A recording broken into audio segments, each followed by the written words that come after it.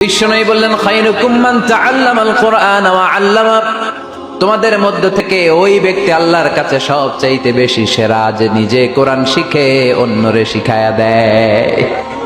আপনি কোরআন শিখলে আপনি সেরা, আবার আপনি যদি শিখায়া দেন তবেও আপনি সেরা।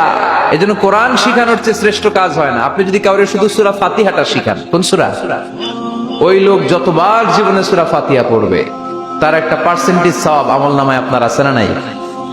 আবার ওই লোক যদি কাউরে এই সূরা ফাতিহাটা শিখায়, আবার যারে শিখালে এ যদি আবার আরেকজনরে শিখায়, এভাবে যত জনকে শিখাবে প্রত্যেকের সওয়াব থেকে একটা পার্সেন্টেজ সওয়াব আপনার আমলনামায় দিয়ে দিবে কে? এজন্য কোরআন শিখবো, শিখাবো, শিখবো, শিখাবো। যারা কোরআন জানি না, কোরআন জেনে মরবো, no excuse will be granted that day. সেদিন কোনো অজুহাত আল্লাহ গ্রহণ করবে না। সব পারো, কোরআন পারো না কেন? সবই তো পারো। হিন্দিতে কথা বলতে পারো, ইংরেজিতে কথা বলতে পারো, কোরআন পারলা না কেন? কোনো মাফ করবে আল্লাহ? না।